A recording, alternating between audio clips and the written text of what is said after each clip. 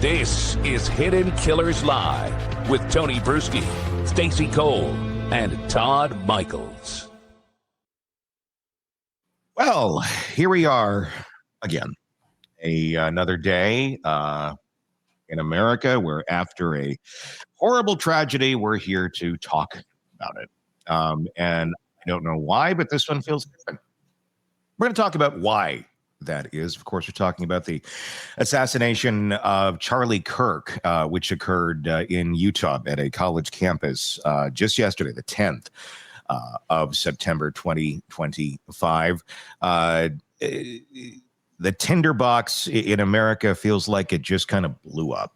What happens next? Why did this take place? And what does this change as we go forward? Here we are on the 24th anniversary of 9/11, discussing all of this. And to help us do that, Shavaun Scott, psychotherapist and author, Stacey Cole, Todd Michaels, all with us this morning. I'm just going to throw it out there at this. Shavaun, why do you think this one seems to hit different for a lot of Americans? The sad truth is that I think for a large section of the country, we are already living in a civil war of ideas.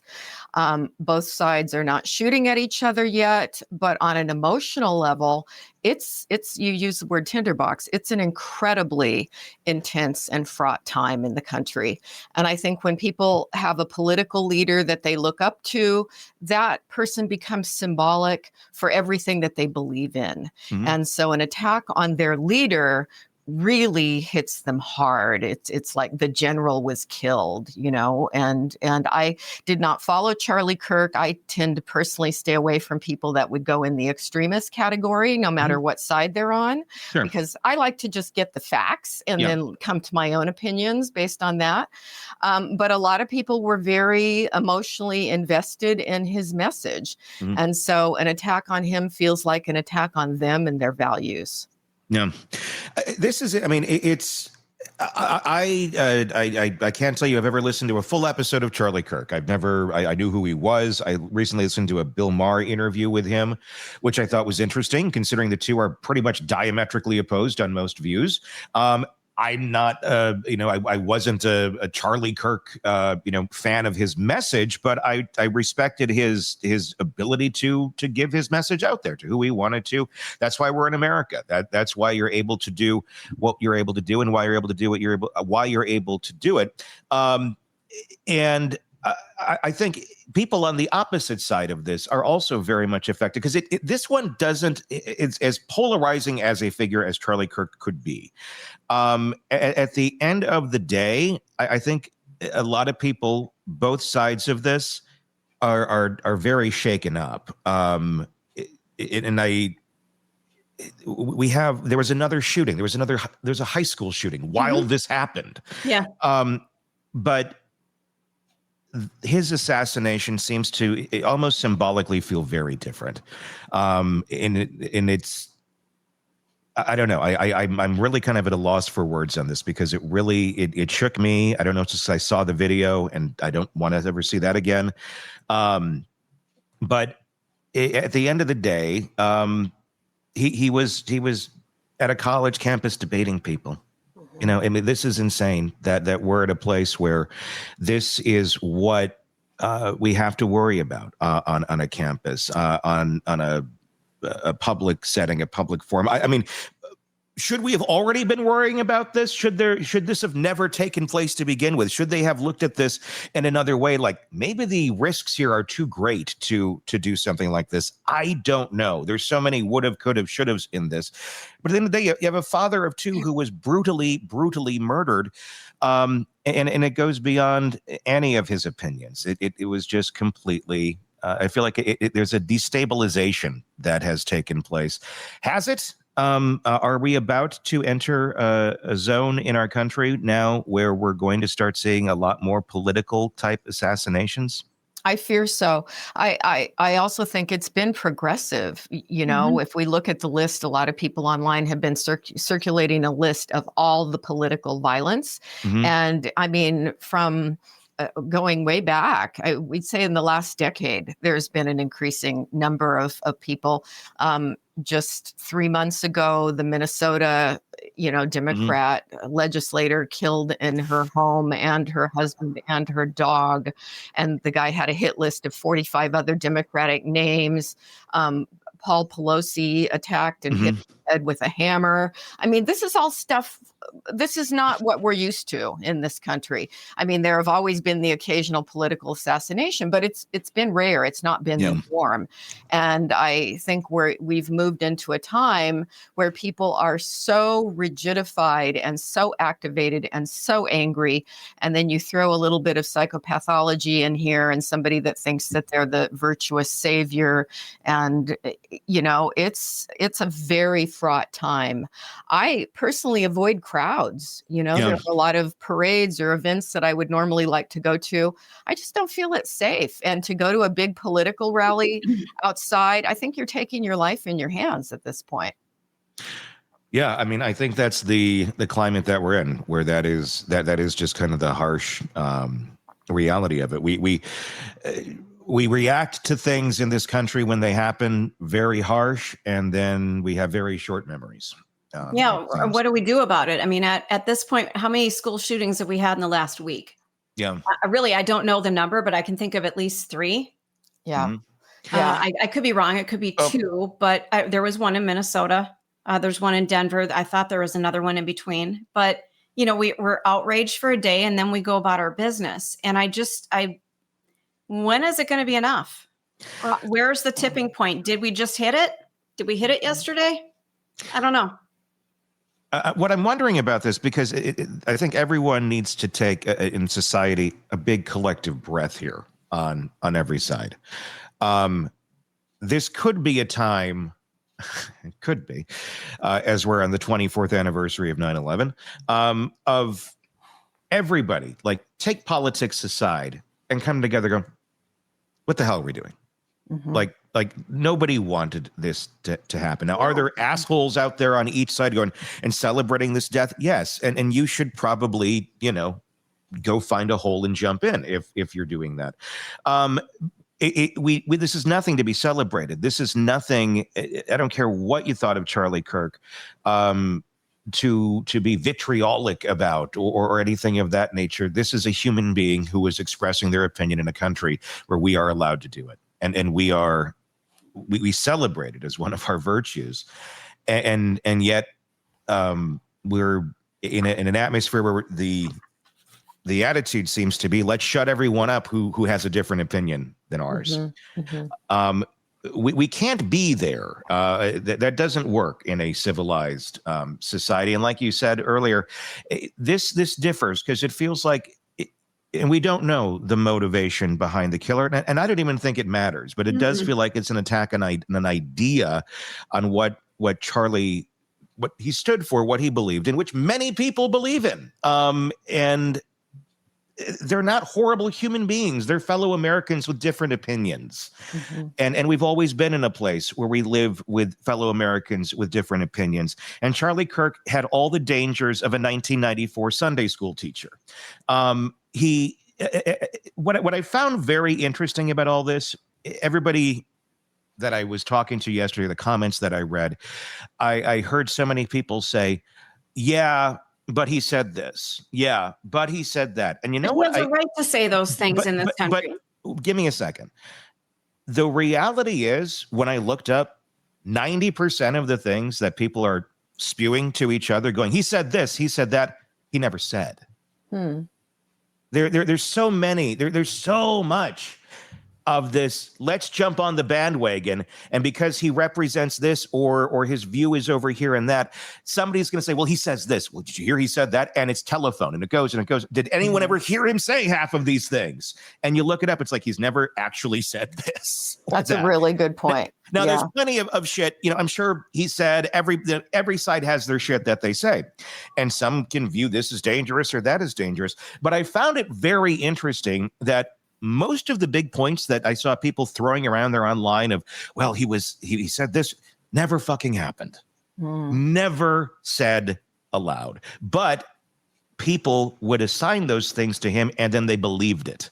And then they sat behind it, and then they repeated it over and over. Then people grew more hate for somebody based on things that aren't even real. And I'm not trying to stick up for the views of Charlie Kirk. I'm trying to be a voice of reason here of people. They don't vet anything, and they don't care about facts. They want to go with a narrative that makes them feel good and makes them feel most grounded in whatever they feel safe with, whether it's real or not. Can you speak to that at all on why this is happening? 100%. It's an area of absolute fascination to me. You know, culture traditionally involved the people around us, right? And culture teaches us what reality is, who our people are, who our enemies are, and who deserves to be killed, right? And culture has moved online, and that has changed everything, because what gets clicks online, what gets attention, what causes people to tune in to the stations that they choose to watch? It's emotion. It's amygdala reaction. And the amygdala is that emotional center of the brain where we get fight, flight, freeze. And outrage keeps people watching. It keeps people tuned in. It keeps people frightened and angry. And since culture has moved online, we've seen this increase in polarization and extremism. And people have started to become so enraged, they become addicted to the rage. And when you're that angry, you can justify all sorts of horrible behavior. And so I think that's been the big shift with extremism. I talk about that quite a bit in my book, The Minds of Mass Killers. I have a whole chapter on extremism and the psychology of that. And this really, I think, because how do we make good decisions? How do we analyze information? How do we assess what's true and what isn't? That's the prefrontal cortex. That's the thinking part of the brain, not the emotional center of the brain. But not everybody takes a pause when they hear something outrageous. And do they stop and think, I need to process this a little bit before I completely swallow it? And so I think this is why we see the most extremely upsetting things shared on social media, because it's incentivized to keep people agitated. I stopped listening to some of the network news in 2016. I would listen, through podcasts because I don't have an actual TV, so I don't have cable, but I would listen to some of the news shows. And it hit me one day. My anxiety would go through the roof. My anger would go through the roof the more I listened. And one of the stations was actually playing with all their intro music. It was battle music. It was like war music. Yeah. And I just listened to this music and I said, this is putting me in my amygdala. I do want to be aware, but I want to go for things that are more fact-based and not keeping me agitated. And then I can process and think it through more logically. But humans aren't very good at using their prefrontal cortex, and it's easily exploited. And I think this is part of the culture wars that we're seeing, the chaos that we're seeing that plays out from school districts to local governments to, the kinds of political violence that we're seeing, and now assassinations. And it's a big thing. And when we look at it in the big picture, it's like, how do we dial this back a bit? I think when we have politicians who emphasize, we are one country. We are one people. We may have differences of opinion, but let's talk that through and let's use collaborative problem solving, right? This is how we teach preschoolers. Yeah, I was just going to say, we do that in families. Yeah, use your words. Don't hit each other. Calm down, take a time out. All these skills. I've said we need preschool teachers running the country because they might do a better job than a lot of our political leaders. I feel like people are in a constant state of fight or flight right now. And it's been that way for many years, that one little thing is going to set somebody off. If you say something, if you reference something, people are immediately set off instead of, hey, that's an interesting point. Let me think more about that. Right. No, it's just F you, and screw you. I'm blocking you. I'm doing all of this. And I've been guilty of that myself. It's the climate we're in. And it's interesting that you talked about the music that a lot of the news stations play. It gets you feeling on edge. It makes you feel like I need to know what's going on because something bad is happening. Exactly. When in fact, there's not. They'll throw you the breaking news alert. And it's something that happened 2 days ago. It's not breaking news. Yeah. Our breaking news threshold has changed. I don't think breaking news means, I think 9/11 changed that, because everything became breaking news after 9/11. It was like a cat stuck in a tree, breaking news. But it keeps us on edge, and it keeps us perched, waiting to hear that next big thing. And our bodies can't sustain that. Your cortisol levels are through the roof. Everybody is just so on edge that if you're ready to crack, you're this close to doing it. 100%. You nailed it. That's absolutely exactly what happens. Everybody's on edge, and some people never calm down. I spend a lot of my workday now with people who just are agitated about politics, and they want to use their whole hour just to vent, and they're outraged and they're terrified. And so my approach with everybody, take a breath. We've got to get your nervous system calm here, and let's move to problem solving and dosing how much you expose yourself to all this, because there are legitimate things to be concerned about. But when you're so upset, you're not able to do any good in the world, and don't let this stuff ruin your life. But everybody's needing to hear that right now. I feel like we've become a nation of abused pets. Like if you've ever had an abused dog or cat, and anytime you walk into the room, and even no matter how much love you show it, and it's still going on, like I feel like that's where we're at, where we're in this place where we have to constantly keep looking around, because what's the next thing that we're going to hear? And so many of these things that we hear shock us and they scare us. But at the end of the day, in our own lives, in our own homes, how much of it actually affects us? Like if you turned the television off and you didn't consume all of this, and 2 weeks later you turned it back on, I'm curious, like how you would feel in those 2 weeks of not consuming anything. And did any of it affect you? Did the outside world, the tree falling in the forest, I'm sure it made a noise. It didn't hit your house. It didn't affect you directly. And it's not to say don't have empathy for people that other decisions are affecting. But at the end of the day, we also can't be the saviors of everything to everybody. We have to help those in our immediate control and in our immediate path. If we all could focus on that a little bit more, instead of being the social justice warriors for the planet, or for large swaths of things that we have absolutely no control over, we might be a little healthier.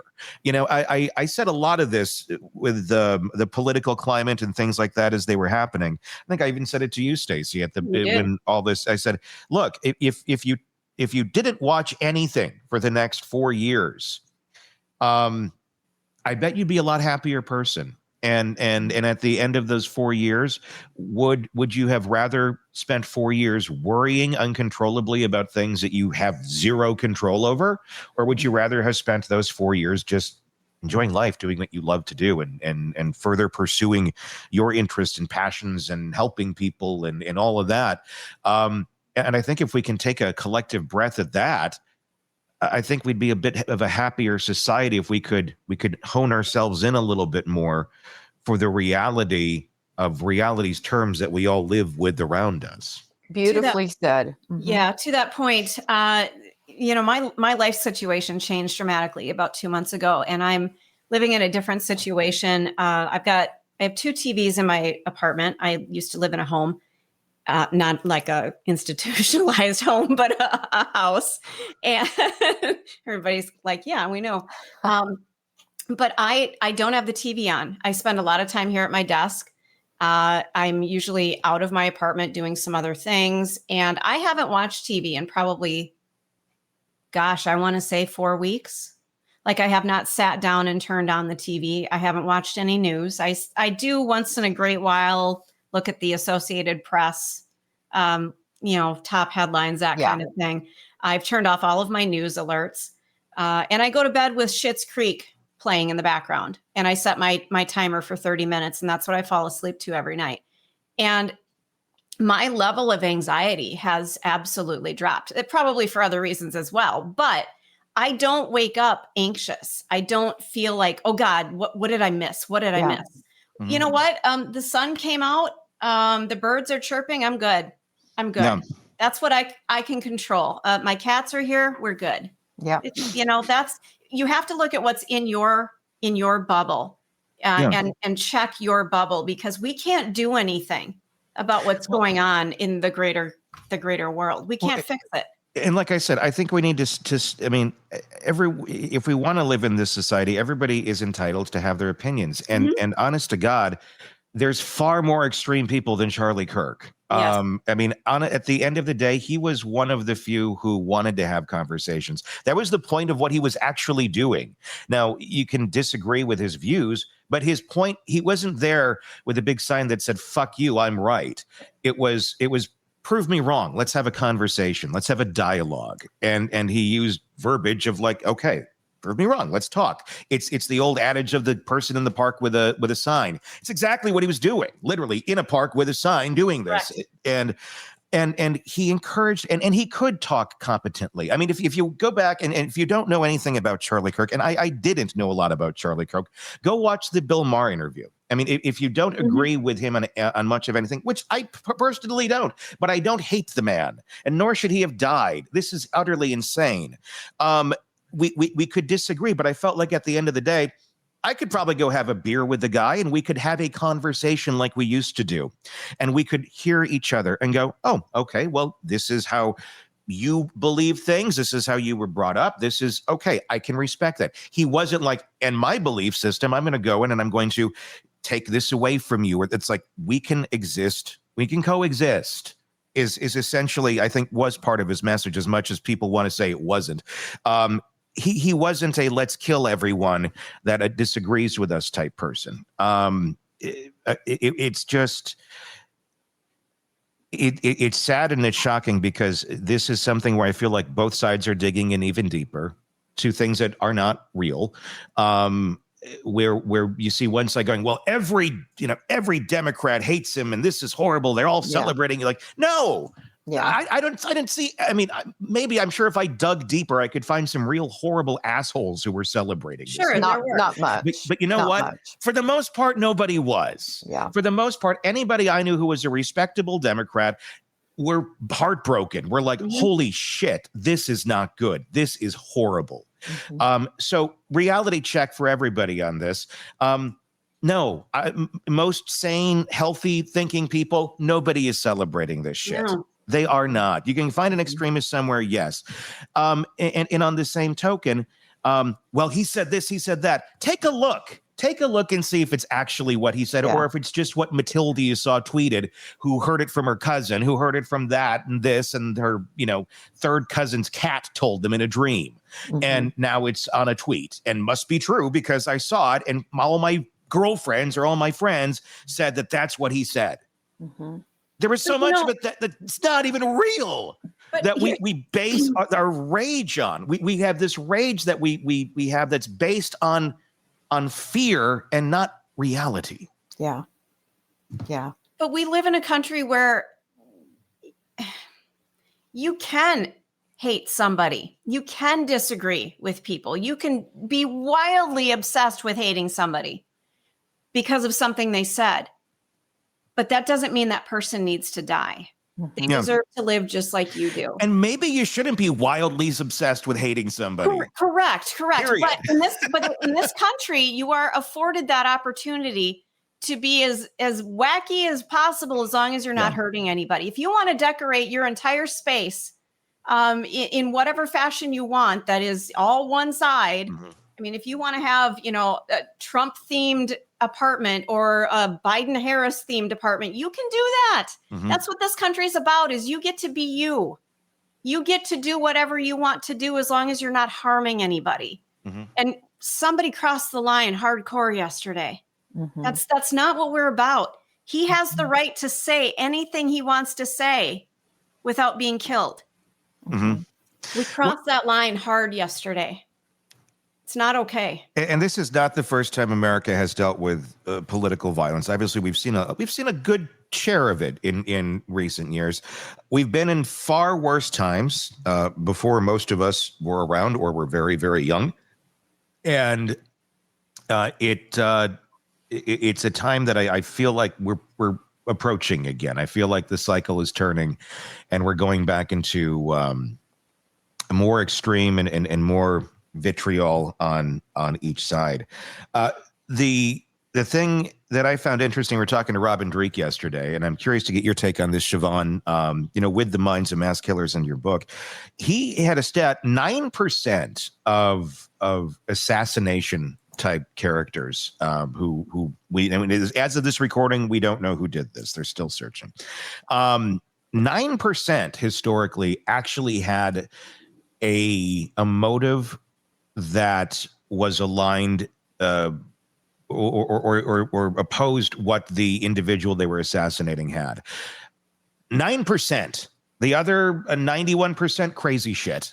It was, like John Hinckley. You look at all of the 91% of assassins, their motive has nothing to do with what the person they're killing. So there's a 91% chance that the assassination, the person who assassinated Charlie Kirk gave a damn about or did not give a damn about what he stood for. It's a really good point. Yeah, it's a really good point. I hadn't seen that stat, but it doesn't surprise me because really people who assassinate other people, they're coming from a place of distorted thinking, right? And are they psychotic? Usually not psychotic, although John Hinckley definitely was. But they tend to be people who are angry. They've got some mild to severe paranoid ideation going where they have this sense of somebody out there is doing things to them. So I'm so angry about it. I'm going to pick a target. And some of them, it didn't matter. The one that shot at Trump, he had also looked at shooting Biden, right? Yeah. So it's this sense of, I want to be important. I want to make a statement. I'm angry. And I want to send a message about, who knows what, because they've all got to some extent a different motive, but they're vengeful and they're unhappy, angry people who are just in many cases looking for fame. They idolize other people who have committed similar crimes before them. And so there's really this distorted thinking process and this desire to be important. What I think is interesting in the translation of all of it, and you can insert this into any scenario. I'm just going to use the Trump one, not for any political reason, but the shooter there again. He just wanted to shoot somebody is the answer to that. But the translation, and this is, I feel like so much of just gets lost in translation, is see, they're out to get us. Meaning, in this case, I've seen so many folks, Trump supporters, see, they hate us. They're trying to get us. Yeah. Who's they? Yeah. I mean, who like, we're talking about this one guy. Like, exactly. And it can go the other way too. And I've seen it the exact opposite too. See, the Republicans hate the Democrats. See, the Democrats hate the Republicans, or this supporter hates that. And it goes to such extreme. They want us dead. They want no, I don't think most rational human beings do. But when we get into our groups, into our tribes, and we start telling each other they want you dead, and the other side's like, no, I don't. I'd like to go out for dinner tonight and have a conversation. Right. I don't know why you think I want you dead.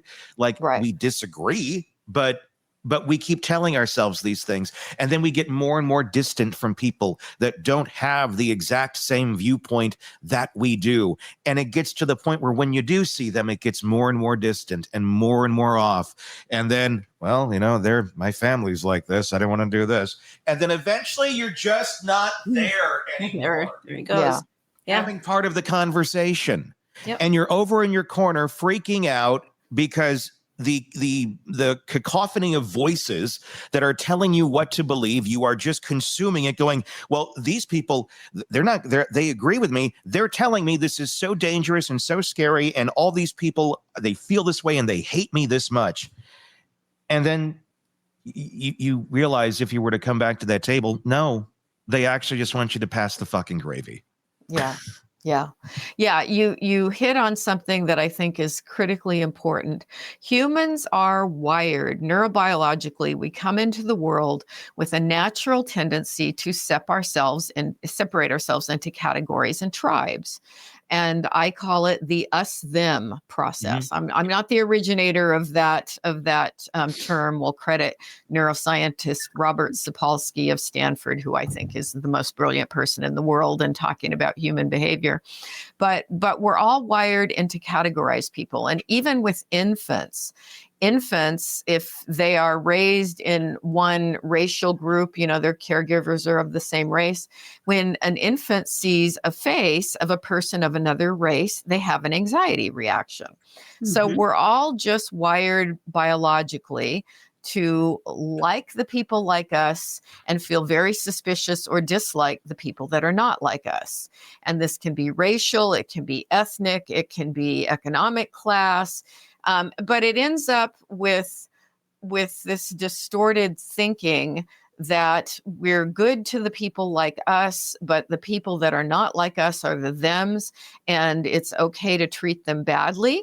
And actually, some of the most fascinating research is that when you get really polarized into this us-them thinking, which the media has helped us do for their own purposes, we actually, as humans, not meaning me personally, I try to avoid this, but we as humans get more of a dopamine rush from seeing the thems punished than we do from seeing our side succeed, which is pretty twisted. And I think that's what we're seeing play out. People are so fired up and so amygdala driven and so non-thinking right now that they would rather see something bad happen to the other side than see everything get better for everybody. Because in truth, the only us, them we should be doing is we're all Americans. We're all us. We may have our slight differences, but it's not, we're running the country like it's a team sport, bloodthirsty team sport. And we want our team to win, and we get great joy when the other team loses. So it's pretty twisted. Is there a biological drive? I mean, you touched on a little bit, but we'd like to think that we are evolved as a species, but I wonder if this doesn't go back to us just being primates, that we are driven to be in these tribes, and this is our way of hunting and gathering. Yes. Instead of going, into the cave at night, we go back to our homes, that we are just really not as evolved as we'd like to think. Not at all. My God. Oh my God. So true. I have one guru in life, and it's Robert Sapolsky, a neuroscientist of Stanford University. He is a brilliant man. He's written so much. My favorite book of his came out in 2017, Behave, The Biology of Humans at Our Best and Our Worst. And he really in-depth explores the ways that we are pretty darn primitive. And we like to think that we're these cognitive, logical creatures. And in truth, we're very emotionally driven. And then we come along later and make up these cognitive reasons for why we're right. But we're coming from this place of very primitive emotions. And he also is a specialist in primatology, so he studies primates. And we are, as I like to say, we're just monkeys that got a little too smart and learned how to destroy the world and create massive war. And there's a lot about us that we're not all we like to think we are. Mm-hmm. We seem to be very much in a world of, or we like to jump to absolutes, where everything is in reality very much in the middle. And there's a lot of gray, and most things fall into the gray. But why is it that we are in such a world? I mean, have we always been here, and we are just communicating far more, and we're hearing everybody's absolutes in our ears 1,000 times more than we ever did in the past? Because that seems to be a big thing of this, of it's It's this way or that way, period. There's nothing in the middle. And this person, because they looked at you this way one day, or you're making an assumption about them because they were at this event or had this tweet or liked this or whatever, then they must be all of that. Right. Because of this, it must be all of that. And that's not usually reality. No. I always say middle ground is where you find the truth. And the farther you get out to this extreme type of thinking, you're getting distortion, and no good comes of that. So I'm always encouraging people to pause, to ponder, to use that good thinking brain. And if we're ever going to see a shift with this polarization, we've got to gain some skills in doing that and calm down this rage response. But it really does get addicting. People get a high out of being angry. And we can all think of the news channels that feed that want to keep people angry. And I think the media has a lot to do with it, along with, social media. I follow a lot of social media just to kind of monitor what are the trends and what's influencing people. And I can always pick out the thoughtful ones, on my friends list, people who are going to, and that's not the majority. The people who get very polarized into the us, them, we've got to punish the thems. That's worse than I've ever seen it. What does history show us on something like this, or research about the time window when copycat attacks are most likely to happen after something like this, where it's a politically motivated thing, and this is, he was a very big figure in this in that world. What do you think history has shown us of other times where we've seen a very hot tinderboxes like we're seeing now? It's really common 2 to 3 weeks, whether it's any kind of mass killing, school shooting, anything like that there's a risk factor for copycats. But I think in this climate, every one that happens that gets attention for the perpetrator, they start to feel like, look, I can be famous. They study all the other people and that have done it. And this is another online thing that they tend to get into. They almost gamify it. They want to top each other. And I think in the coming years, I think it's going to be a very fraught time. I would expect, really, when we look at the number of polarized, angry people out there who are heavily armed, more guns than people in this country. Anybody can get a gun if they're so motivated. We're not doing a good job with trying to rein that in any way. In fact, it seems to get worse every time. I think we're going to see an increase that could probably go on for several years. There's obviously they perceive this as a safe space to have this sort of discourse. And I was kind of talking about this a little bit earlier. Was that, and I'm not vilifying anybody who said, let's have this out there at this setting. In a perfect world, you'd think you could, but we have seen violence like this many a time. Somebody in a tall building shooting down at people. Look at the Las Vegas shooting all those years ago. Yeah. I think about that every time I go to an event that has tall buildings around it. I'm going to one tonight, and every time I'm at this venue, I'm always like, there's a lot of tall buildings here. I wonder if anybody's checking those. And I'm guessing the answer is probably no. It's like, no. It'll be fine. And it's like, well, then something happens, and then like, well, what we should do that again. But that's how we forget, where it's like horrible things happen. It takes just a little extra time to maybe do this or that, or just don't have things in spaces that are going to be presenting as an opportunity for really horrible people. It sucks that we're in a place where we got to do that, but I feel like maybe we're going to need to do a bit more of that. How does the erosion of perceived safe spaces feed into the collective anxiety and polarization that we're seeing? It's huge. It's huge. And it definitely affects the places I go. When I do go to a place, a concert or something, where I like to go where they check people for weapons before you go in, which at least here in Portland, most concerts, you got to open your bag and go through metal detectors. And I'm grateful that they do that. But if I were going to go to an event, particularly an outdoor event where people aren't screened and there's no checkpoints going on, I just skip it at this point, which is terrible that we have to rein in activities and normal social behavior, things we'd like to do, just because there are fears of safety. A lot of people driving vehicles into crowds. I mean, that's, we always think guns, and usually it's guns, but it can be vehicle, attacks. Happened in Wisconsin at that Christmas parade. It was shocking. Yeah. I mean, and the answer, it doesn't, it's not really a solution. It seems like a big Band-Aid of like, well, let's, basically fortify everything.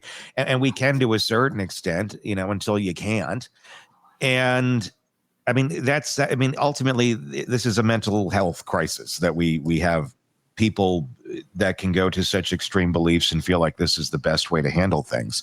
But we're stoking people every single day. Yeah. And we're just stoking these fears that started and pouring gasoline on these fires. And we're doing nothing to put the fires out. And that's the part that freaks me out, is it's escalating every single day. And the thing is, and people like to blame the media is doing it. Who the fucking media is these days? It's each other. It's looking at your TikTok. It's looking at your Facebook page. It's not going and watching ABC News, World News Tonight. It's every person that's around you that's saying something, probably not super vetting much of what they're saying, and you believing it. So our media has become each other, a very uninformed each other. And that's a dangerous media. In our bubbles. And the media, they used to vet things a little bit. I mean, there is still vetting that goes on in media, believe it or not. And I know, like, there's certain places that are certainly slanted this way and that, without a doubt. But it's like, let's find the villain here. It's the media. No, it's each other. At the end of the day, it is each other. It is not the media. It's each other, because each other is the media. Social media, the social, that's us. That's all of us collectively. Not us with a podcast, but like everybody. Yeah, I think the idea of everybody taking personal responsibility for being part of a solution rather than feeding the problem and trying to be collaborative, because bottom line, the government should be about solving problems for the populace, making the country work well, making sure that people's needs are met. My gosh, can we do something about the healthcare crisis? Can we do something about violent crime, about the mental illness on the streets, among the street people? That's where we should be focusing from a problem-solving perspective. That's the point of government, and we just don't see much of that happening. Naturally, when anything like this occurs, you're going to start hearing it, and we're already starting to hear it. The word conspiracy. Yes. And I'm not jumping on the bandwagon of this, but we're already starting to see that. Let's talk a little bit about that in a 10,000-foot overview when it comes to major events like this that seem to change history in some way, shape, or form. Why do we go down the road of conspiracy? Is it because sometimes that turns out to be right, or lack of information, or we don't know what's right? I mean, there's still many conspiracies of things from, JFK. There's, still it's one person believes this, one person believes that. Where do we go in a society with conspiracy on a topic like this? Because I look at some and it's not hard to go, well, I mean, that could kind of make some sense over here, depending on what that specific conspiracy is, but we're very quick to jump to that, it seems. Yeah. People love conspiracies because it gives them a reason for things. And I think it's another thing about our brain. We don't like ambiguity. We don't like understanding things. It feels scary. And so when you can come up with a theory, even a weird theory, but this is what's going on. This is what happened. I understand it now. I've got this special knowledge. I can make sense of it. People get a sense of satisfaction out of that. I think that's at least one element. Satisfaction, and I'm going to also say control too, because when you feel powerless and you don't know what's going on, yes, is it an escape from? That's the thing with conspiracy theories. Sometimes it's I get it's an escapism to a certain extent, if it's not real, but. Sometimes the idea of the conspiracy being carried out to the level to which a conspiracy would need to be carried out is far scarier than the actual act of which took place in many situations. And I think the other element of that is people enjoy on some perverse level. I mean, why do people still believe that Bigfoot exists and that they're in danger of Bigfoot when they go out on a camping trip? I mean, people sort of like being scared sometimes. Yeah. There's a sense of pleasure in that. Look at this terrible thing that's going on and we're all in danger from it. And whether it's aliens coming to, all the great stories about alien conspiracies and all of that. There are still people very invested in that. And conspiracies, yes, it gives people a sense of control. It gives them a sense of excitement. And then sometimes the sense of a little self-esteem boost of, I know the truth and everybody else doesn't, but I've got it. And so I'm special. Do we just need hobbies? Do we need something else to focus on instead of focusing on all of these weird tribes that we've all gotten to be part of? Do we need to go join a biking group? Do we need what do we need to do? Hell yes. Take jujitsu, take jujitsu, take belly dance. Get out in your garden. I've been doing the belly dancing a lot. I've been doing the jujitsu. I'm going to perform for everyone right Oh now. I think we all gosh. Do it. Tony, I'll go get some dollar bills. I'm doing belly dancing, but I want to move to jujitsu with Stacy. I think that would be very good therapy. Hey, let me tell you, you can meet some hot guys there too. Well, there you go. Yeah. I think I talk a lot with people about having a balanced life, and a balanced life incorporates physical activity. It incorporates taking care of your health, getting your medical problems resolved, taking care of your teeth, all these self-care things. And that takes a lot of time. The older we get, just staying alive and healthy takes time. And people neglect that. They go downhill. Their thyroid level, we've been talking about thyroid this week, their thyroid levels can get off and they don't feel their best. And then social activities, we need to be with people who make us laugh. Yeah. We need to find joy.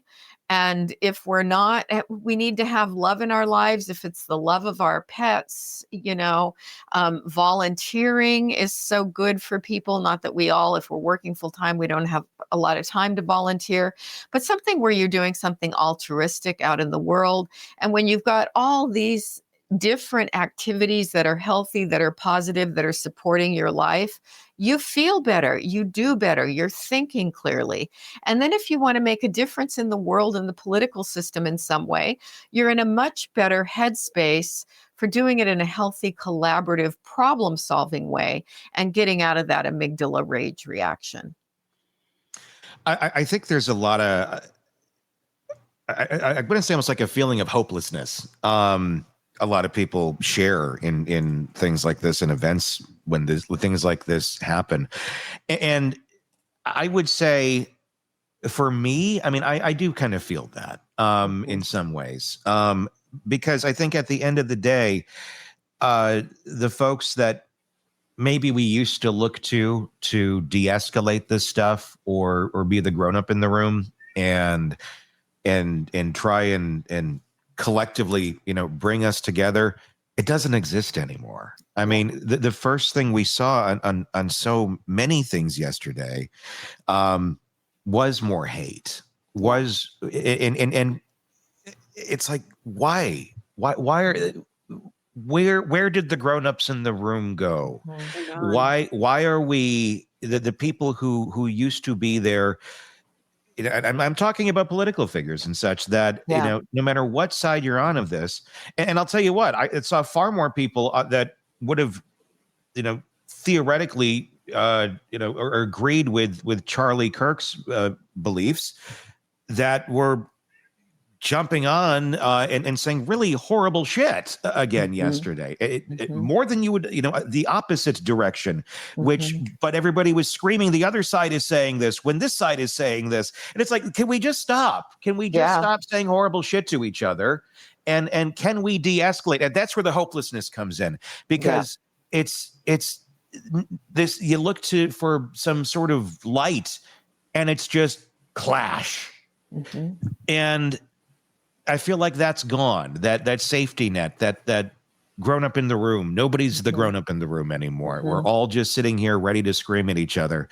And when that's the answer, and the calming voices of reason seem to no longer exist in the places of power where they should, it's a real scary place. And it does feel kind of hopeless when things like this happen. It's really hard for people. People are all struggling with that. I struggle with that.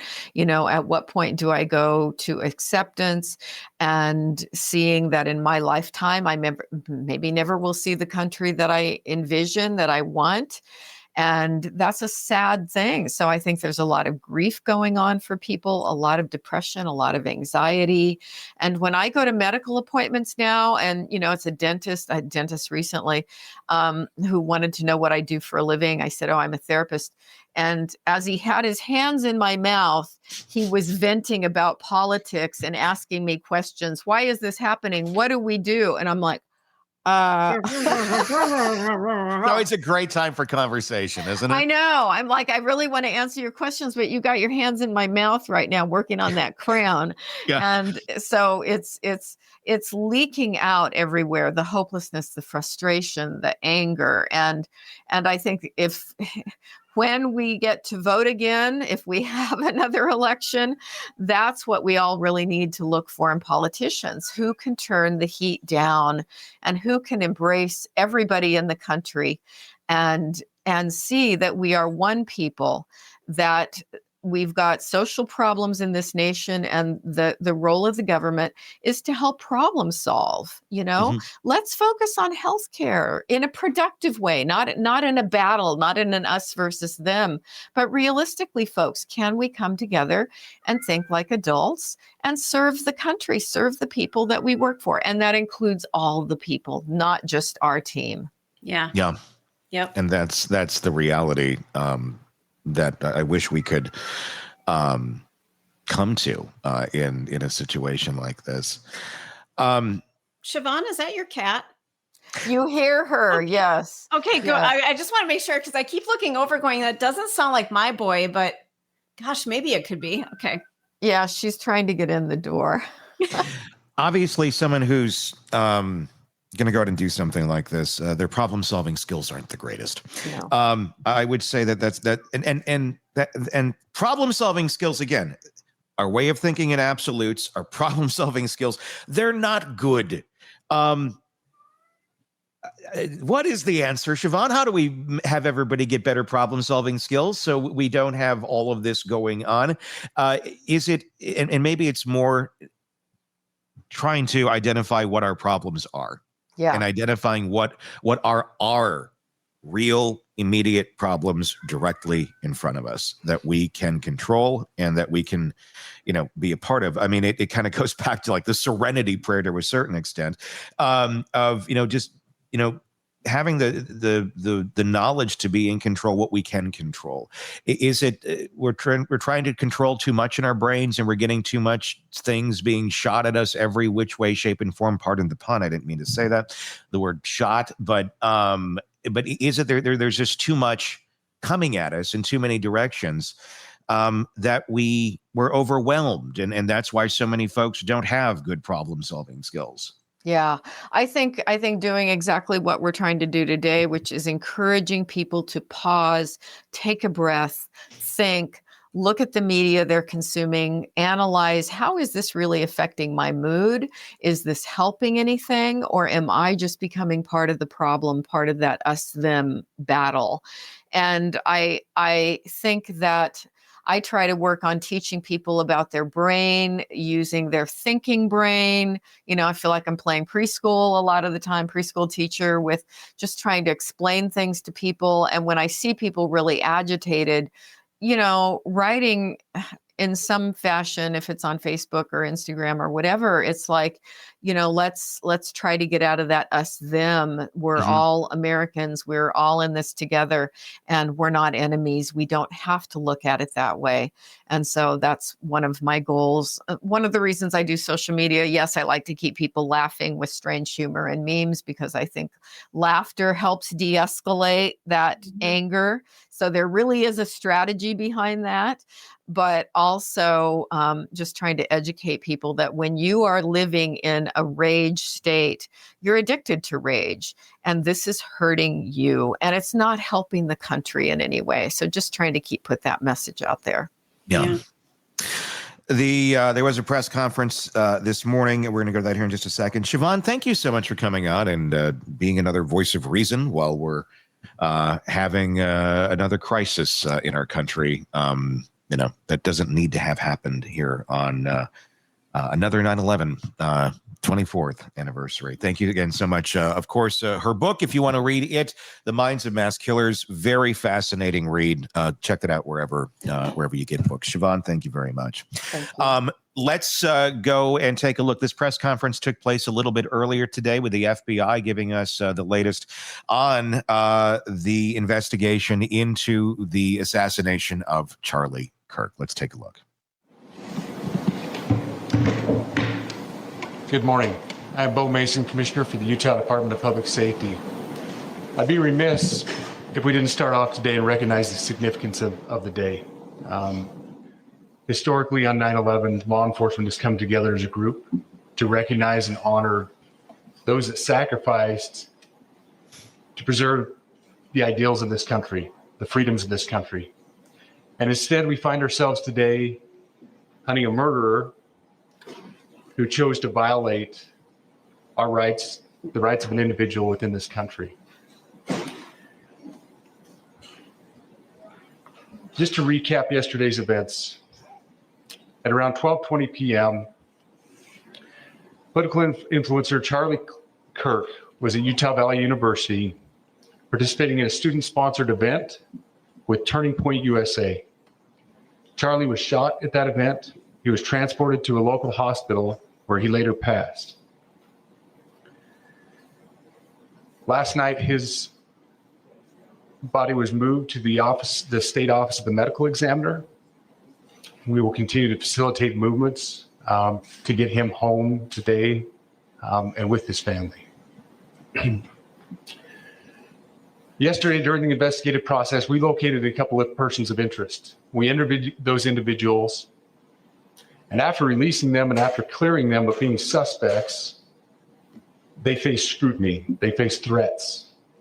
We asked the public to be patient with the investigative process. These individuals were not suspects, they were people of interest. We ask that you do not impose into those people and that investigative process. They don't deserve that harassment for being subject to that. I'd like to thank all the investigators that are involved in this. They have worked around the clock, all day yesterday and through the night last night. Investigators from the State Bureau of Investigations, from county, from city agencies, the university, our federal partners with the FBI, the ATF, and many others. Those are just a few of the people that we have involved in this. I'd like to thank all of them for their strong work. Through all that work last night, we were able to make a few breakthroughs. We were able to track the movements of the shooter. Starting at 11:52 a.m., the subject arrived on campus, shortly away from campus. We have tracked his movements onto the campus, through the stairwell, up to the roof, across the roof to a shooting location. After the shooting, we were able to track his movements as he moved to the other side of the building, jumped off of the building, and fled off of the campus and into a neighborhood. Our investigators have worked through those neighborhoods, contacting anybody they can with doorbell cameras, witnesses, and have thoroughly worked through those communities, trying to identify any leads. We do have good video footage of this individual. We are not going to release that at this time. We're working through some technologies and some ways to identify this individual. If we are unsuccessful, we will reach out to you as the media and we will push that publicly to help us identify them. But we're confident in our abilities right now, and we would like to move forward in a manner that keeps everyone safe and moves this process appropriately. Last night, I communicated with Erica. The family's devastated. As a commissioner of public safety, as a father, as a husband, I can only imagine what that family's going through. The heinous event that happened yesterday is not Utah. This is not what we're known for. Over the past several weeks, we've seen the state come together to help families in mourning, come together as a community to show what Utah is known for a state of character, of service, of camaraderie, of a neighboring feel. We will not stand for what happened yesterday. We are exhausting every lead. We have every officer invested in this, every investigator, every local agency. The outpouring of support from the law enforcement community has been astounding. We are investing everything we have into this, and we will catch this individual. Having walked through the crime scene, through the hallways of this school, through the classrooms, I can't imagine what the people on scene felt as well. A horrific event where some of them barricaded in classrooms, some of them ran in fear. Can't overstate the tragedy and the horrific event that yesterday was, and how we will work to bring to justice the actions of one individual or any other individuals that assisted in that. Our state has gone through a lot, and we will come out successful. With that, I'll turn the time over to Special Agent Mullins. Good morning. My name is Robert Bowles, and I am the Special Agent in charge of the Salt Lake Field Office. Following yesterday's tragic shooting of Charlie Kirk, FBI agents have been working around the clock in coordination with our law enforcement partners. We are and will continue to work nonstop until we find the person that has committed this heinous crime and find out why they did it. This morning, I can tell you that we have recovered what we believe is the weapon that was used in yesterday's shooting. It is a high-powered bolt-action rifle. That rifle was recovered in a wooded area where the shooter had fled. So the FBI laboratory will be analyzing this weapon. Investigators have also collected footwear impression, a palm print, and forearm imprints for analysis. Now, I understand there are a lot of questions about motive. I assure you that all leads, tips are being fully investigated. As of this morning, we have received more than 130 tips. We thank the community for that. The FBI has brought every resource to bear, and we will continue to do so throughout the course of this investigation. The FBI's mission is to protect the American people. It's to uphold the Constitution of the United States. Any attack on the First Amendment is an attack on the very foundation of our democracy. That is why we will relentlessly pursue this case and the shooter until we find him. We also continue to grieve with the family and the community. It's our community. If you have any video or images from the shooting, we ask you to please submit them to our digital media tip website at www.fbi.gov/Utah Valley Shooting. You can also call the FBI at 1-800-CALL-FBI. We truly rely on the public's help in these types of cases, and no tip is too small or insignificant. Thank you. Commissioner James Matthews from Steins. Can I ask about Shito? Just clear information about him or her. You said in conflict at this stage in terms of that exactly who they are. Can you talk to us about their movements, their demeanor? Do you think it's a man? And also, can I ask, what were the security arrangements in place? Was that roof being monitored? It's a question many people will have. Absolutely. So what I'll release about the suspect is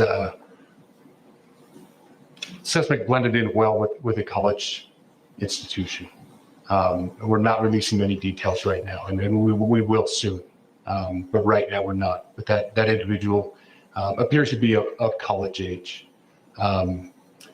We are confident in our abilities to track that individual. If we're unsuccessful in identifying them immediately, we will reach out to the public's help and the media's help in pushing those photos. That was a new development overnight, working through the night, studying those cameras. So that's something that's new and that we're working through right now. As far as the security, I cannot speak to that. Neither the Department of Public Safety nor the Federal Bureau of Investigation was involved in the planning or security of this event, and that'll have to be a question later for other agencies. Sir, Mr. Asking, you mentioned that you found the gun in a wooded area. Do you believe that the suspect could be hiding in the woods? And is that suspect possibly still in this area? So that's a good question, and it's a question that goes to the safety of the community, right? No, not in those woods. We've walked through those woods and secured it. As to the community, I can tell you that this was a targeted event. We don't believe the community is at risk. However, we are exhausting every resource to find him, and we will do so. Special Agent Bowles never covered with the BBC. From the images you have, can you see clearly the suspect's face? You say he's college age. Do you believe he was from this university? And how far do you think he may have gone in this time since? So I can't comment specifically on his face or any details such as that, as it's continuing to be a part of the investigation. And again, we'll release that shortly. However, we're doing everything we can to find him, and we're not sure how far he has gone yet. But you have a clear image of his face? We have images of the suspect. Can you trace the gun's owner? That you've been able to recover, do you believe you know who this person is, the person that you're looking for at this point? Again, as part of the investigation, we're not releasing any details such as that. Right? We are exhausting all of our resources to be able to collect those, but that's, again, part of the investigation. Have you been able to trace back the owner of the gun? Excuse me? You said you found the weapon. Have you been able to trace back the owner of that weapon or purchased it? We are working on that, but again, part of the investigation that I can. Agent Bowles, there's been a lot of turnover at the FBI. Do you think that's impacting the investigation a lot? Not at all. We've got complete and total support from everyone from director on down, and it's been an incredible supportive environment so far. Our tweets and everyone yesterday peaceful though, where we announced that the suspect hasn't been. All I can say is that we're working the investigation the best we have with the environment we're given. Those are all the questions for right now. Thank you, everybody.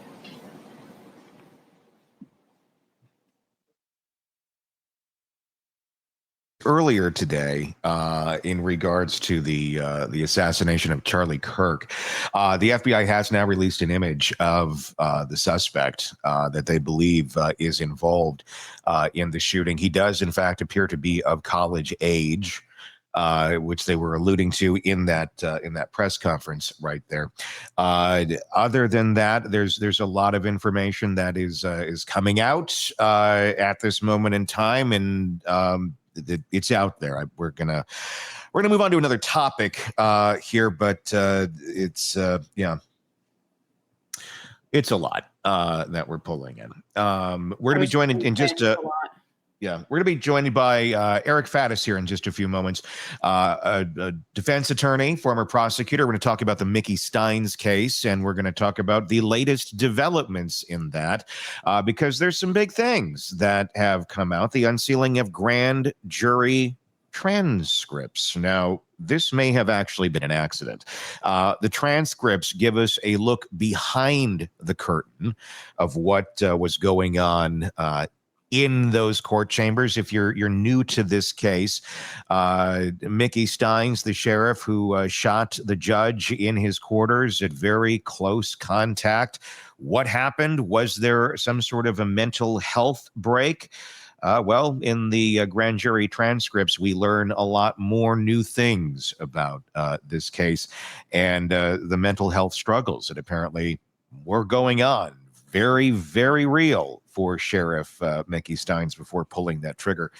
We'll address that in just a little bit. We'll begin by taking a look. This is the reaction of Sheriff Stines right after he went into those chambers and shot the judge. This is him in the hallway being contained by other officers as everyone tries to figure out what the heck is going on. Let's take a look at some of this and we'll comment.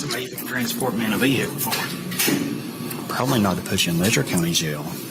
I mean, why? Just probably because I don't know though. I don't know if that's happening. I don't mind to be down there. You don't mind to be down there? They'll put me in. Well, I mean, we'll talk about that. You know, I have to talk to see what the logistics is down there. I gotta get put in a vehicle and go outside. Well, yeah, I understand why you're worried, but at the same time, you know how it is with something like this. We're going to be worried about you in the jail down here with local people. You know? Right now, I'm alive and well, no weapons on me. Okay. So, if I leave this building, I won't draw another breath.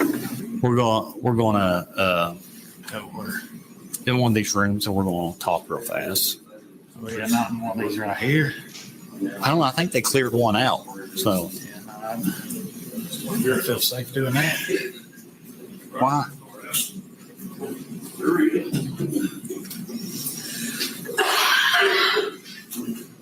I ain't gonna let nothing happen. Okay? I ain't gonna let nothing happen to you. So don't worry about that. I'll stick with you until you go to your cell. Okay? You'll be all right. I promise you. Man. What?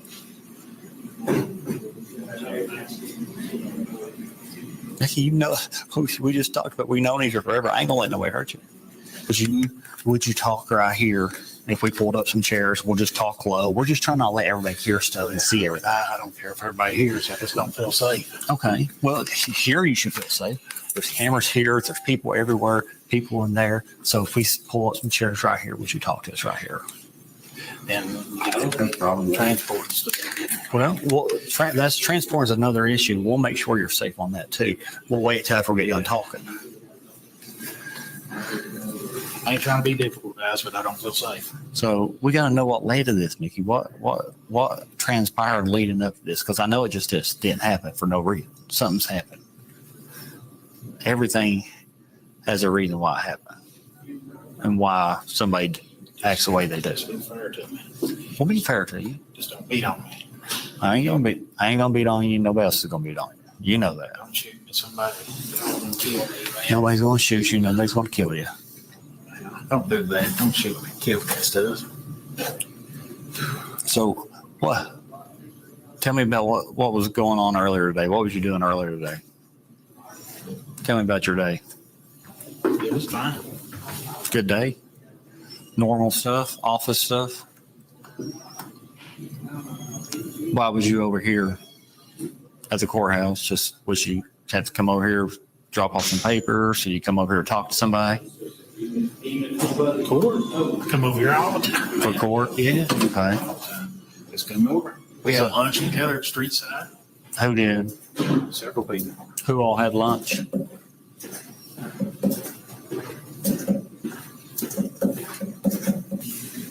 Let's talk about it. What happened today?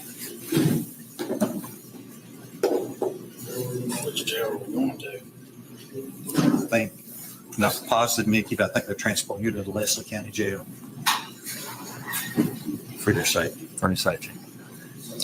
And Mickey, you've been around. And most never make it to the Leslie County Jail. Why?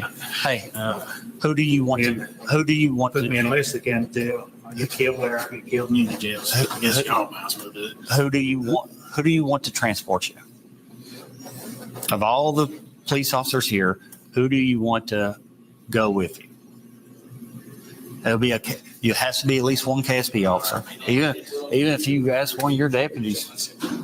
All right, there's some of the video footage of Sheriff Mickey Stines shortly after he was arrested, essentially in the courthouse after shooting the judge. Very paranoid, as you can see from all of that. I guess the big question is, why is he so paranoid? Is there something mentally going on, mental health wise? That's one of the big questions that is being asked now. And what we've learned through some of the grand jury transcripts, the transcripts give us a look behind the curtain, how prosecutors have framed this case, what questions jurors asked, and what evidence they did not get. Jurors specifically asked for more medical records, but according to defense filings, they were only read a small excerpt from the doctor's visit the day before the shooting. The diagnosis of acute stress reaction never made it in. That omission has now become the centerpiece of the defense's motion to dismiss the indictment. Eric Faddis, defense attorney, joining us, former prosecutor. Thank you, as always, for coming on. How unusual is it, Eric, for grand jury transcripts, number one, to become public? Tony, this is super rare. I mean, we look at the Epstein case, right? And the Department of Justice, that the highest law enforcement entity in the land, requested that those grand jury transcripts be unsealed and released. The court said, no way. So it's very rare. Here, it's my understanding that the defense wanted these transcripts in part to show what was not presented to this grand jury, and absent the unsealing of that, neither we nor the defense would even know about. And it seems a little dangerous here because the jurors in a grand jury, it's a very different type of structure. In case folks don't quite understand, it's not like, a regular trial where you have a jury seated like that. A grand jury is a very different kind of inquisition, if you will. But they were asking for more information about the medical records, and they did exist. This adds another layer of weirdness to this whole story of what the hell's going on here. They weren't given the full scope of the medical information that existed for Mickey Stines. Is that a big deal here? I think it illustrates a fundamental problem with the grand jury process, in that it is completely controlled by one side, only by the prosecution. The defense doesn't even get to be there. And so, we have the jury requesting additional information from the prosecutor saying, hey, in order for us to make our determination as to whether a charge should be filed, we want to see this other information. We want to see what medically could have been going on with the defendant. They were denied that, which I think just really shows a serious problem in the grand jury process and in how prosecutions sometimes go about these things. Is there ever a justification for withholding something like the mental health diagnosis? I mean, I know they were denied that. I mean, legally, can they be denied that? Or is it just kind of one of those things where the system should work this way, but it doesn't always work that way? And when it doesn't work that way, there's really no accountability for it. That is yet another problem with the grand jury process, is how secret it is and how there is an absence of checks on what the prosecution wants to do. Here in a grand jury process, usually there's not even a judge. So the judge can't say, hey, prosecutor, we actually want you to give these medical records to the jury so they can make a more informed decision. That's not even present. It's really the prosecution just kind of doing what they want in there. And there isn't really a legal mechanism by which the prosecution could be compelled to provide these medical records, so that they get sort of carte blanche in this secretive courtroom. And that's what's really being shown through the unsealing of these grand jury documents. So Eric, I don't want to backtrack us a little bit here, but I want to know, what is the process for a possible leak like this? Who has this information, and how could it have gotten out? And why don't we know how it got out? I mean, in today's digital world, there's a footprint for everything. We should know how this got leaked. Well, sure. I mean, typically it is released via a motion from one side or the other, often from the defense. Usually in most jurisdictions, they allow the defense to raise a motion to unseal those documents. I'm not sure exactly how they became public here, but they're supposed to remain secret, Stacey. And in fact, that's to protect the grand jurors in part from any sort of condemnation or public backlash based on the decision they might make. Wow. The heart of this case is still the surveillance footage. It's September 19th, 2024, inside Mullins' chambers.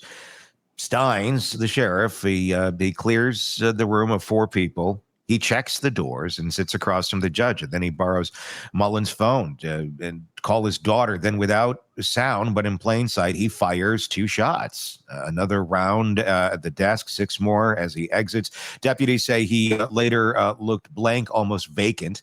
He came back inside, admitted it was me, and then laid the weapon down. I mean, the video leaves no doubt about what happened here. So when they're arguing about the information that the grand jury did or did not get, in this case did not get, about his mental health diagnosis from the day prior, it doesn't make a big difference here. I mean, you can say the process was flawed in a way, shape, or form, but he's on video shooting him.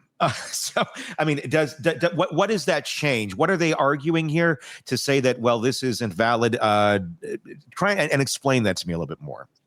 Certainly. So the grand jury, their primary role is to determine if there is probable cause to file a charge against someone. Probable cause is a very low standard. In the grand jury setting, typically they don't consider defenses. They're not considering whether the defendant had some insanity defense that might be valid.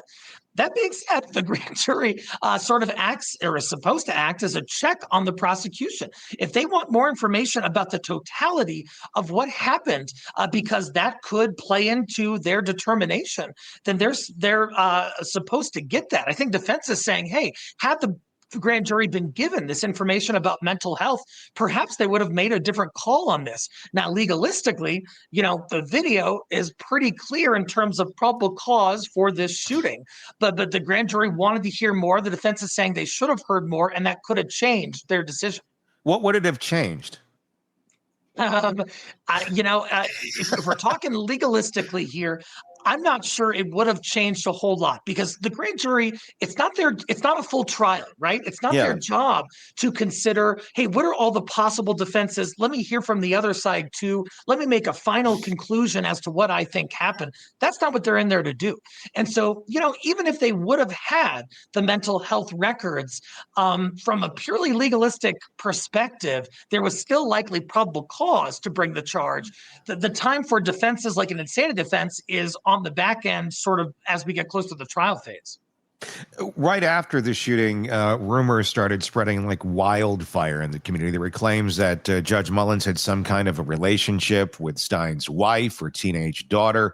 The grand jury record does seem to clear that up decisively. Both women denied any sort of contact. Phone records back them up. The only call connecting the judge's phone to the daughter's number was the one Steins actually made himself minutes before the shooting using Mullins' device. That rumor, though, that could have colored public opinion quite a bit. And I mean, shut down, I guess, under oath. The question, I guess, still remains is why was that number in his phone? But if we can point and look at evidence and go, well, it was there, but it's never been used. It's just there. Who knows? How damaging are community rumors like this when the evidence, it proves it to be false before any sort of trial even took place, but they're out there. Tony, if this would have been the 1920s or the 1950s, we wouldn't be dealing with this issue, because there wouldn't be sort of widespread information that was publicly available. You wouldn't have, people in different states and countries talking about these alleged rumors and that kind of thing. But since the emergence of social media and publicly accessible information, it certainly can play a role. It can play a role perhaps in the future jury pool. This case is going to trial, and that future jury pool, if those folks have heard these rumors, that could color the way that they see the case and could have implications for a fair trial for both sides. They're going to have to move this trial out of this community, I would think. Don't you think?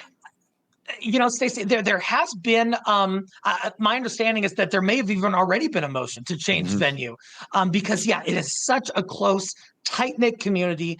Everybody and knows everybody, and they're all talking and that kind of thing. And so it wouldn't surprise me if they try to move this case out of that very limited jurisdiction to somewhere else where folks are less personally affected. They have less personal connections to the case and perhaps even some of the parties and witnesses in the case. So it would be a sensible motion to file to change that venue.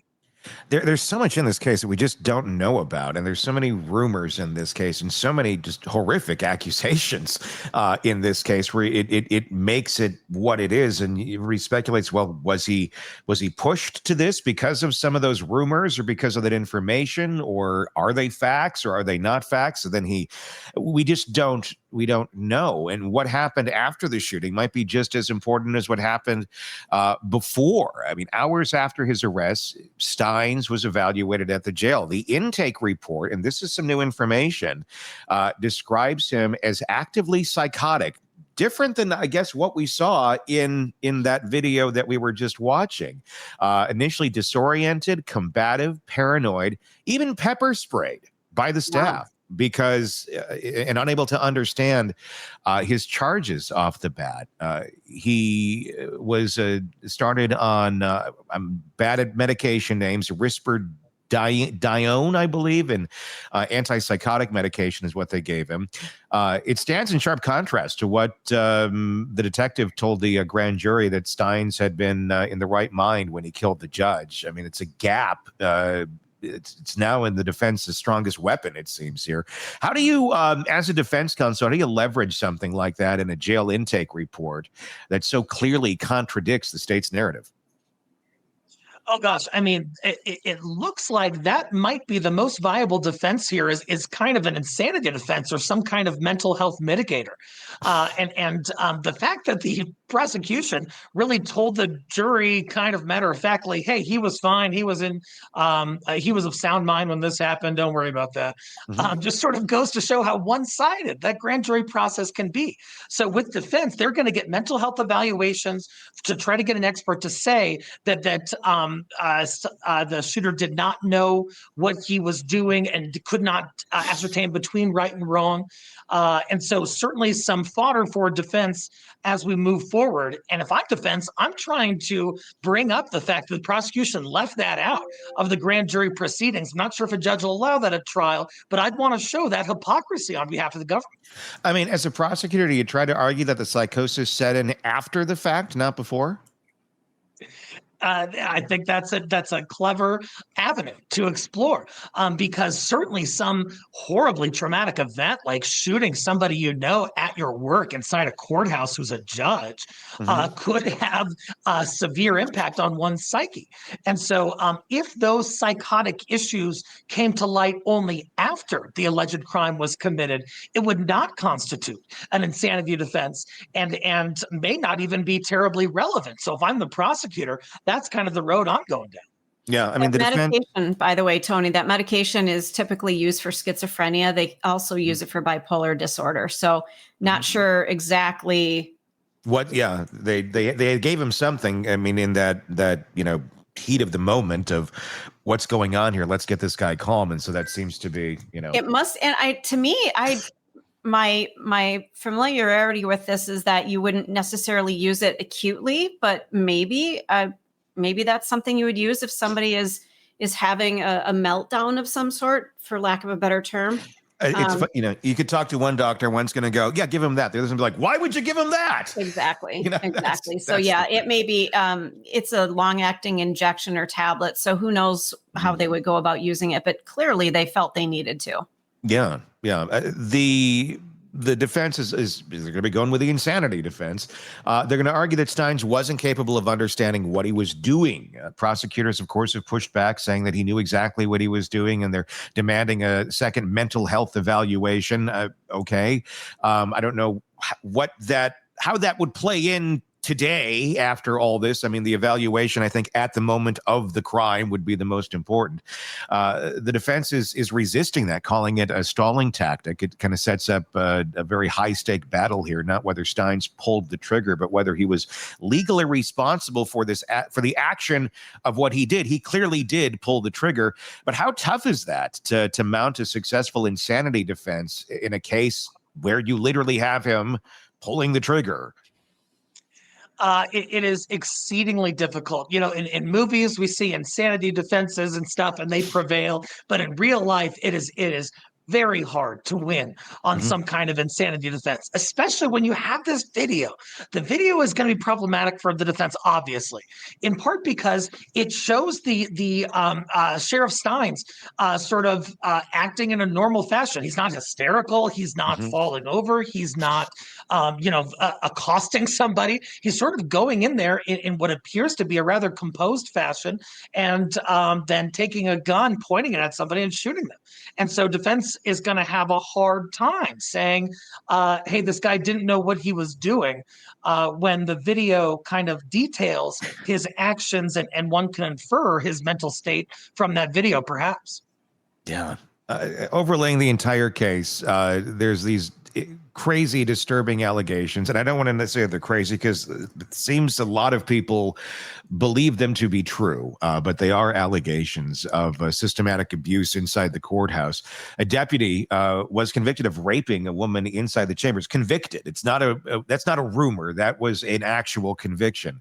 Federal lawsuits claim multiple officials coerced women into sex in exchange for leniency. Some witnesses have even said Judge Mullins was part of that culture. A lot of people claiming that the chambers were like a brothel, basically. Ugh. He's not around to defend himself anymore, obviously. But I mean, these are pretty horrible allegations. Defense filings suggest otherwise, though. Steins, as sheriff, may have been facing deposition questions about all of it. In fact, he was questioned right before this. Whether fact or rumor, it's a backdrop that adds a lot of weight to this story. I mean, how do these systematic corruption allegations affect a case like this? I mean, can the defense weave them into the narrative of the mental collapse? I mean, with a lot of them being rumor, you do have some verified facts here, but I mean, it's quite a story. Oh, heck yeah. I mean, it really adds a possible alleged sinister aspect to this entire saga here. You know, if I'm defense, I'm arguing that, hey, this sheriff was by the book. He was a law and order guy. He's an upstanding dude. And he saw this just egregious corruption within the place where he works, the jurisdiction he works, and that drove him to just lose it. He couldn't control himself after that.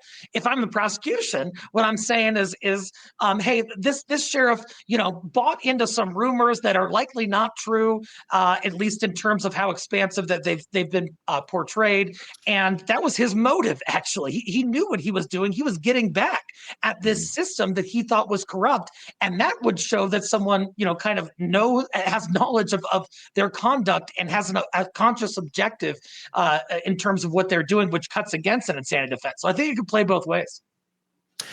As a prosecutor, do you try to wall that off, or do you risk losing credibility if you act like it doesn't exist and it's just this story off on the side that the defense is telling?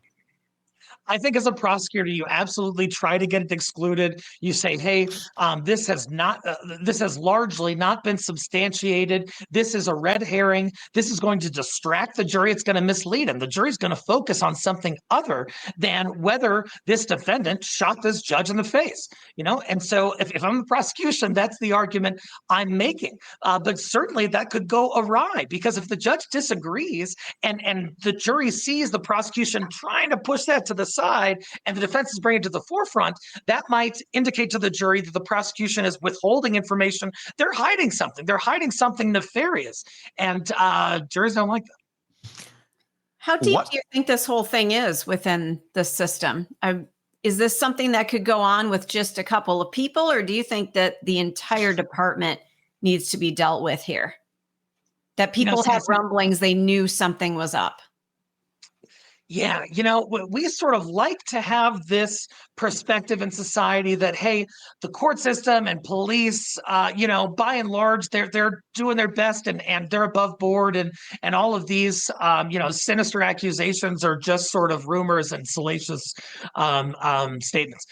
But unfortunately, this corruption does exist. I'm not saying it necessarily has been proven in this jurisdiction, but you look at other jurisdictions where there was a judge, I forget exactly his name, but he was convicted of essentially colluding with juvenile prisons and sending kids to prison when they shouldn't have been sent there for money. That. So these things happen. And as dark and horrible as they may seem, they can be a reality. So if I'm defense, I'm interviewing every single person who might have some knowledge of these salacious accusations.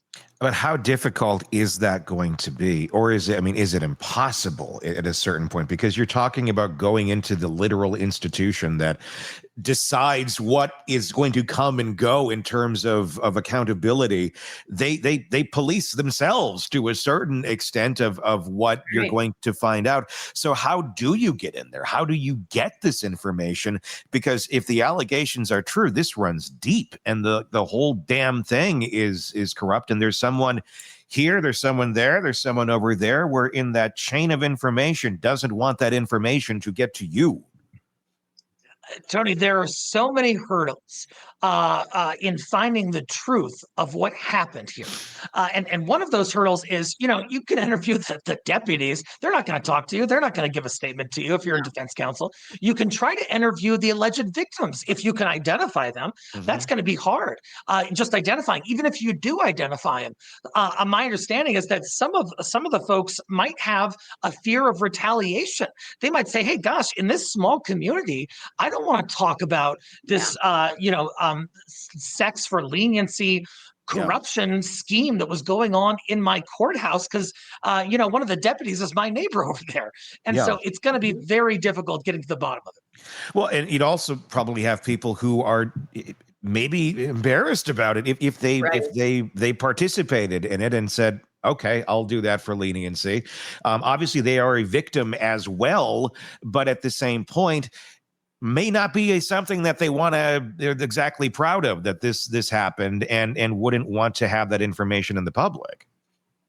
Oh, 100%. I mean, especially when we're talking about a small community, because those folks come forward, what incentive do they have to come forward? What do they have to gain? What is their payoff if they were to publicly out themselves as having agreed to sex with some sort of public official or law enforcement agent in exchange for getting a better deal on their case? That doesn't look good for them, and they don't have a lot to gain. And so there's a disincentive for them to come forward, making it even more difficult to learn precisely what happened in this courthouse and in this jurisdiction. Well, you have to run into, Aunt Betty at the deli counter, and she's giving you the side eye like, oh, I know what you did. I mean, these small towns, that's something I learned when I got into radio. I started in small towns. Everybody knows everything. And I came from Minneapolis where nobody knew anything about anybody. So, you walk into a building and, oh my goodness, everybody knows your business. Yeah, it's really intimidating. You don't like getting the side eye when she's dishing up your broccoli salad there. Like, I'll take a little bit more of the raisins in that. That'd be love. Like, I know what you did. It's the whole thing. What comes next here? I mean, as it stands right now, Mickey Stines, he's sitting in custody without bond. Prosecutors say that they got a lot of evidence. The video, forensic, witness testimony still being processed. They want more mental health evaluations. Defense wants the indictment dismissed outright. A change of venue may be on the horizon. I mean, what began as this unthinkable crime, the sheriff killing the judge, I mean, it's spiraling into a referendum here on mental illness, corruption, and the credibility of the system itself. However this plays out, it's not just going to decide the Steins' fate. It's going to decide how much this community can trust itself and its own courts and the people that they have in there. What's the biggest obstacle right now for the prosecution? For the prosecution, one of the biggest obstacles is certainly the mental health piece, the possible insanity defense. That's likely the road that defense is going to go down. When you're looking at this, I think everyone was so shocked by the factual allegations. This sheriff who works with this judge, they're buddy. They work in the same courthouse. They're involved in the same cases. And so why in the world would he go in and just shoot this judge dead in his chambers? That gives rise to the speculation, hey, was something going on inside this guy's mind? And that's a pretty intuitive inference for some jurors to draw. And so the prosecution's going to have to undercut that by sort of showing, if they can, that this judge was methodical. They're going to want, the sheriff was methodical. They're going to want to look into what happened, what the sheriff was doing up until this happened, in the days preceding it. Was he, running around the highway naked, or was he doing his job in a period of sound mind? These are questions the jury's going to want to know. The prosecution's got to look into that. Would it help if you were running around naked in the street? I mean, does that help your defense in any way? Oh, it would certainly help the defense. Yeah, it would be consistent with someone who is insane, who can't really appreciate what they're doing, doesn't have knowledge of what's happening, is not able to ascertain between right and wrong. So if there is sort of that build up in a way that suggests mental health issues, that certainly inures to the benefit of the defense. Stacey, you draw the line between a mental health issue and a free spirit. Well, Stacey, I was just going to ask, you got plans for later today, or what's going on? Yeah, I'm looking at my watch like, come on, you guys, it's a nice day. I got things to do.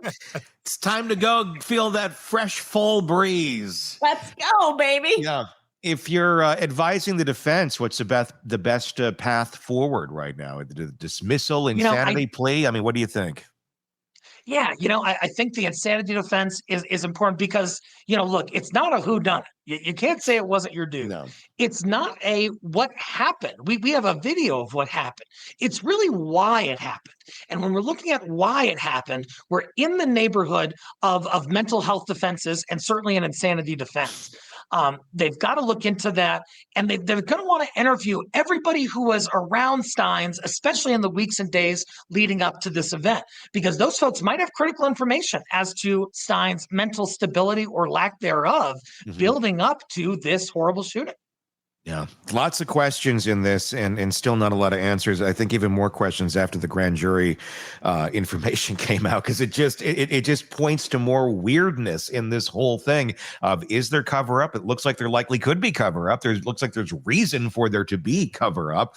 But then you have all this over here. Why? What happened to this man that this seems to be the best path forward?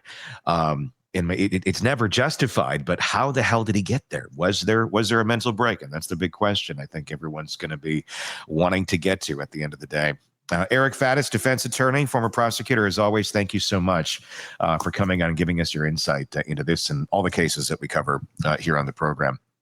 If you want to comment on any of the cases that we cover here on the program, be sure to press subscribe wherever it is you're downloading, number one. And then YouTube, that's a great place to comment on our program and give us your thoughts, your opinions. We would love to hear them, but please do press that subscribe button. For Todd, for Stacey, for all of us here at the Hidden Killers podcast, I'm Tony Brueski. We will talk again real soon. Want more on this case and others? Then press subscribe now and don't miss a moment of true crime coverage from Tony Brueski and the Hidden Killers podcast.